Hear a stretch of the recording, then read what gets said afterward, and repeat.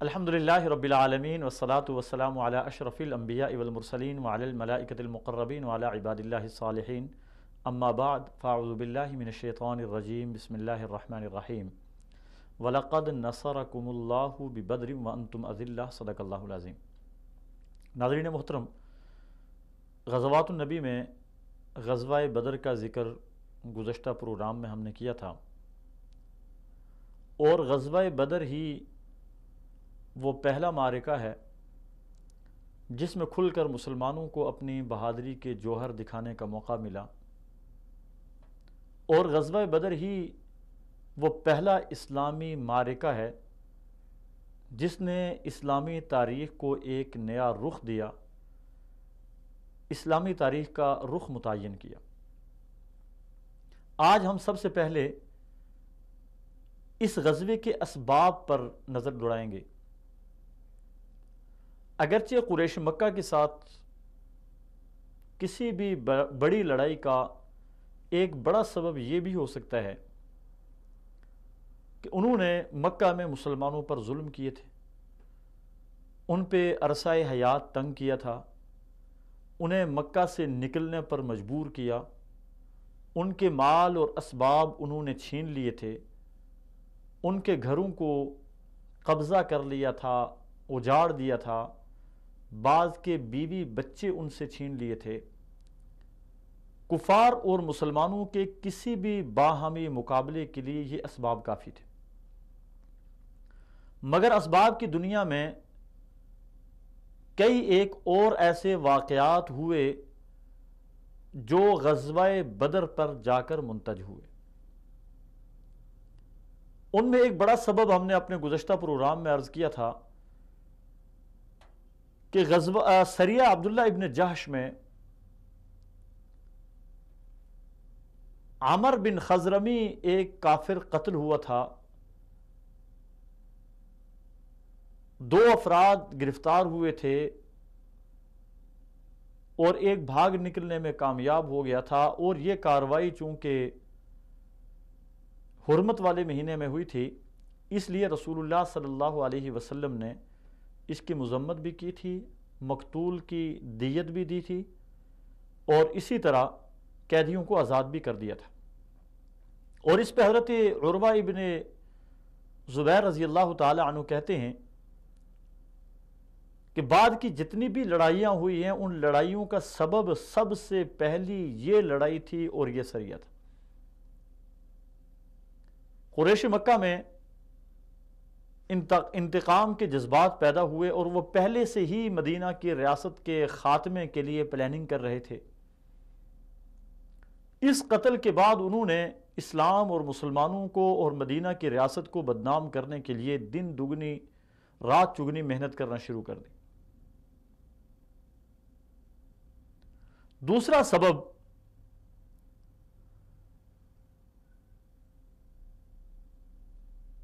قرظ بن جابر فہری نے مدینہ منورہ میں مسلمانوں کی ایک چراگاہ پر حملہ کیا، اور وہاں سے مسلمانوں کے بہت سارے اونٹ اور دیگر مویشی ہانک کر ساتھ لے گئے، جس کا پیچھا رسول اللہ صلی اللہ علیہ وسلم نے کیا مگر اسے نہ پا سکے۔ یہ اہل مدینہ پہ ایک حملہ بھی تھا اور اہل مدینہ کے لیے ایک کھلا چیلنج بھی تھا۔ اہل مدینہ کے دل میں یہ بات راسخ ہو گئی کہ مکہ والے ہمیں یہاں بھی چین کے ساتھ نہیں بیٹھنے دیتے۔ تیسرا بڑا سبب قریش مکہ کی وہ تیاریاں تھیں جو مدینہ کی ریاست کے خاتمے کے لیے وہ مکہ میں بیٹھ کر رہے تھے، اور باقاعدہ طور پہ ایک پلاننگ کے تحت بہت سارے ارد گرد کے قبائل کے ساتھ وہ مختلف معاہدے کر رہے تھے کہ ہم یکجان ہو کر مدینہ پہ حملہ کر دیں اور مسلمانوں کو صفحہ ہستی سے مٹا دیں۔ اور کفار نے آپس میں یہ طے بھی کیا کہ اس مرتبہ جو ہمارا تجارتی قافلہ شام جائے گا، اس قافلے کا جتنا بھی نفع ہوگا وہ مسلمانوں کے خاتمے کے لیے استعمال کیا جائے گا۔ چنانچہ ان تمام حالات کی اطلاعات رسول اللہ صلی اللہ علیہ وسلم تک پہنچتی بھی تھی۔ اسی وجہ سے رسول اللہ صلی اللہ علیہ وسلم نے اس قافلے کو شام کی طرف جاتے ہوئے روکنے کی پہلے کوشش کی، لیکن جب یہ قافلہ صحیح سلامت نکل گیا تو رسول اللہ صلی اللہ علیہ وسلم نے حضرات صحابہ اکرام رضوان اللہ علیہم اجمعین کو بٹھایا اور ان سے مشاورت کی۔ ابو سفیان جو اس قافلے کی قیادت کر رہا تھا، ابھی تک مسلمان نہیں ہوا تھا، اس نے قریش مکہ کو یہ اطلاع بھیجی اور اپنا ایک قاصد بھیجا کہ قریش مکہ کو جا کر جلد از جلد اطلاع دو کہ وہ ہمارے قافلے کے نگہبانی کے لیے آ جائیں، مسلمان اس پہ حملہ آور ہو چکے۔ یہ قاصد بڑی تیزی کے ساتھ گیا اور مکہ پہنچنے سے پہلے اس نے اپنی اونٹنی کی ناک کاٹ دی۔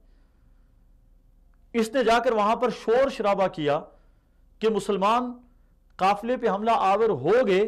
اور اب وہ مکہ کی طرف بڑھ رہے۔ کفار مکہ پہلے سے تیار بیٹھے ہوئے تھے، اس لیے انہوں نے فوری طور پہ ایک لشکر عظیم تیار کیا جو 1000 کے قریب افراد پر مشتمل تھا، اور تمام ساز و سامان ان کے پاس پہلے سے موجود تھا، اسلحہ سے لیس ہوئے اور اپنی سواریوں پہ بیٹھے سامان سفر لیا اور تیزی سے وہ مدینہ کی طرف بڑھنے لگے۔ جب رسول اللہ صلی اللہ علیہ وسلم کو اس بات کی اطلاع ملی تو رسول اللہ صلی اللہ علیہ وسلم نے تمام صحابہ اکرام کو جمع کیا اور صحابہ اکرام سے مشورہ چاہا۔ جب رسول اللہ صلی اللہ علیہ وسلم نے صحابہ اکرام سے مشورہ کیا، حضرت ابو بکر نے اپنا مشورہ دیا، حضرت عمر نے، حضرت عثمان نے، حضرت علی نے، دیگر صحابہ اکرام نے مشورہ دیا، پھر رسول اللہ صلی اللہ علیہ وسلم نے مشورہ طلب کیا۔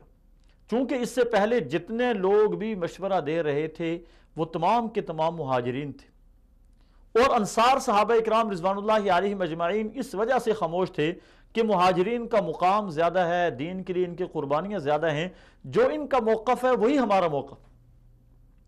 لیکن رسول اللہ صلی اللہ علیہ وسلم جب بار بار مشورہ طلب کر رہے تھے تو وہ انصار صحابہ اکرام رضوان اللہ علیہم اجمعین جن کو اللہ تعالیٰ نے غیر معمولی بصارت دی تھی، بصیرت دی تھی، وہ سمجھ گئے، اور ان میں ایک سردار حضرت سعد بن معاذ رضی اللہ تعالی عنہ کھڑے ہوئے اور کھڑے ہو کر کہنے لگے، اللہ کے رسول، میرا خیال ہے کہ آپ کا روح سخن ہماری طرف ہے، اللہ کے رسول ہم آپ پر ایمان لائے اور ہر اس بات کی ہم نے تصدیق کی جو آپ نے ارشاد فرمائی، اللہ کے رسول ہم آپ کی اتباع میں ہیں، آپ جیسا چاہیں آپ نکل جائیں، ہم آپ کے ساتھ ہیں اور لڑیں گے، یہاں تک لڑیں گے کہ ہمارا روح ہماری جسم سے نکل جائے، ہم آپ کے ساتھ ہیں۔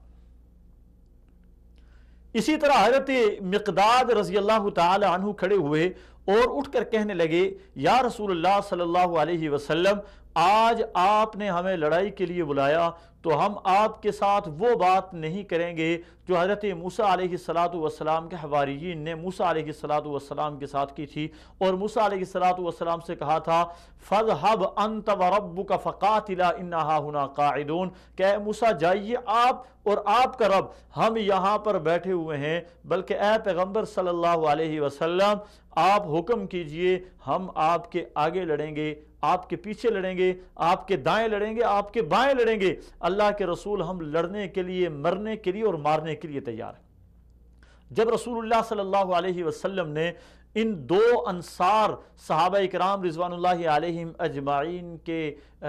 جذبات سنے، اور یہ دونوں اپنے اپنے قبیلے کے اندر سردار تھے، جب ان سرداروں کے جذبات سنے تو رسول اللہ صلی اللہ علیہ وسلم نے جذبات سننے کے بعد تمام صحابہ اکرام کو فوری طور پہ تیاری کا حکم دیا اور بدر کی طرف چل دی۔ رسول اللہ صلی اللہ علیہ وسلم ایک مختصر سا قافلہ لے کر مدینہ سے بدر کچھ گئے۔ آپ صلی اللہ علیہ وسلم کے اس قافلے میں تعداد جو ہے وہ 300 سے کچھ زائد تھی، بعض لوگوں نے 290 تک نام بھی لکھے ہیں صحابہ اکرام کے، زیادہ سے زیادہ تعداد 313 ذکر کی گئی ہے۔ ان 313 صحابہ اکرام میں کسی کے پاس سواریاں نہیں تھی، صرف 2 گھوڑے تھے اور 70 اونٹ تھے۔ ان 70 اونٹوں پہ صحابہ اکرام بار بار سوار ہوتے، یعنی اپنی اپنی باری پہ سوار ہوتے۔ یوں تقریباً کوئی 150 کلومیٹر سے زائد کا فاصلہ، 80 میل کے قریب کا فاصلہ مسلمانوں نے طے کیا، اور مسلمانوں نے بدر کے مقام پر جا کر ایک چھوٹے سے چشمے کے اوپر پڑاؤ ڈالا۔ وہاں پر کفار مکہ بھی پہنچ گئے اور ان کے اپنے جذبات تھے۔ کفار مکہ کو راستے میں اس بات کا علم ہو گیا تھا کہ ابو سفیان کا قافلہ بچ نکلنے میں کامیاب ہو گیا۔ کچھ انہوں نے مشاورت بھی کی کہ ہمیں بھی یہاں سے واپس چلے جانا چاہیے، مگر اس لشکر میں کچھ نوجوان تھے جن کے جذبات تھے، خصوصاً وہ عامر ابن خزرمی کے جو لواحقین تھے، ان کے جذبات انتقام کے بہت زیادہ بڑھے ہوئے تھے، اور وہ کہتے تھے کہ ہم مسلمانوں کا صفایا کیے ہوئے بغیر اب واپس نہیں جائیں گے۔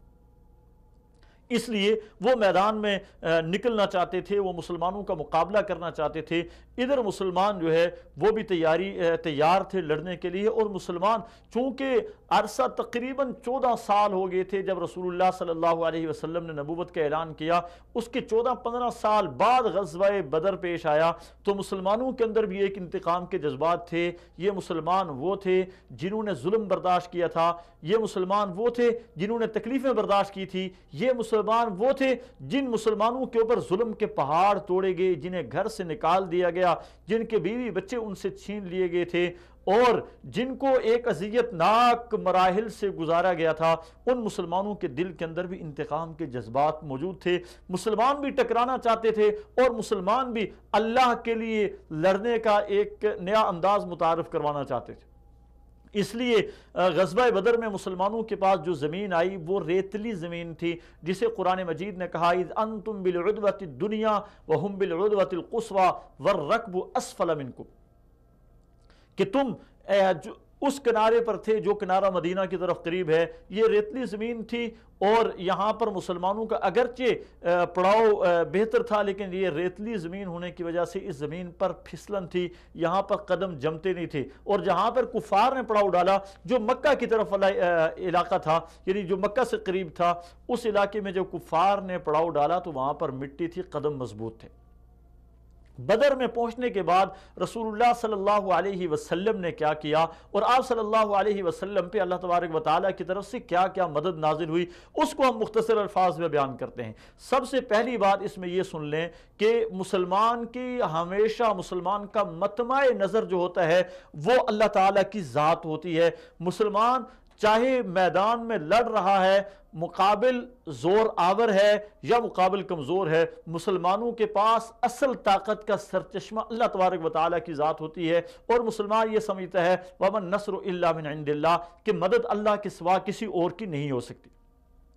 مسلمان اسی بلبوتے پر میدان میں نکلے۔ یہاں پہ اللہ تبارک و تعالیٰ کی مدد کے کئی ایک مظاہر سامنے آئے، جس کو ہم نے اپنے پچھلے پروگرام میں بھی بیان کیا تھا۔ پہلا مظہر تو یہ تھا کہ اذ یریکہم اللہ فی منامک قلیلا،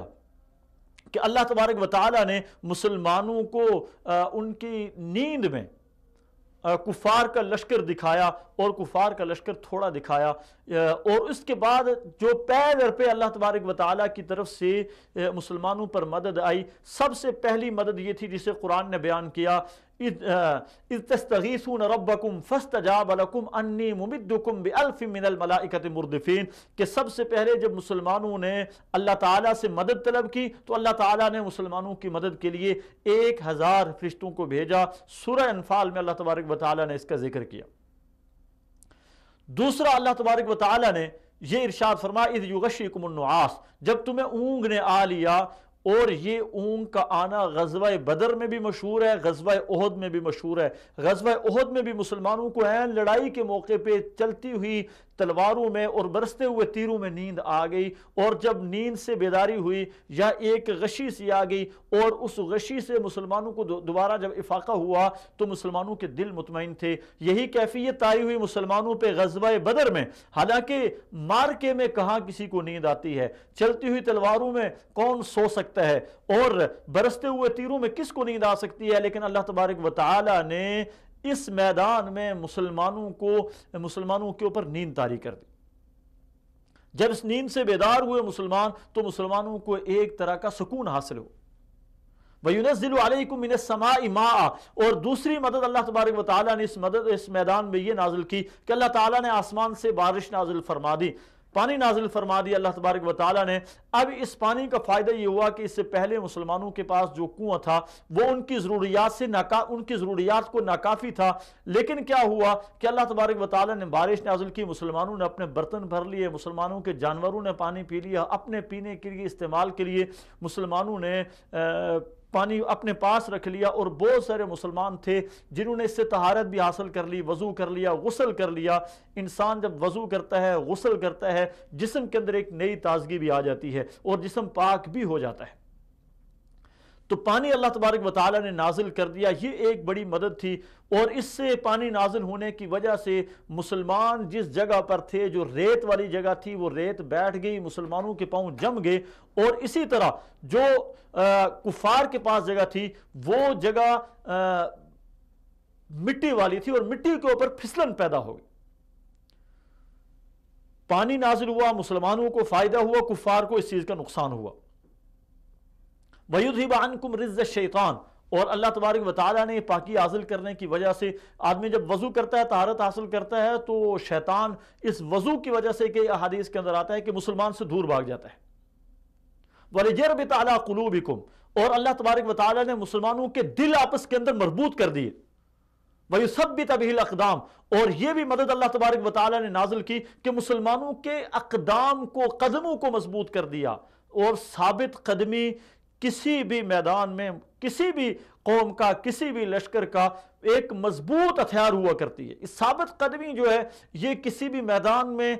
کسی بھی معرکے میں انسان کو فتح دلانے میں بنیادی کردار ادا کرتی ہے۔ انشاءاللہ العزیز اس پہ ہم مزید گفتگو معرکہ بدر پہ جاری رکھیں گے۔ اللہ تبارک و تعالی ہمیں دین کو سمجھنے، اس کے اوپر عمل کرنے کی توفیق نصیب فرمائے، اور اللہ تبارک و تعالی اصحاب بدر والے جذبے آج کے مسلمانوں میں بھی پیدا فرما دے۔ والسلام علیکم ورحمۃ اللہ وبرکاتہ۔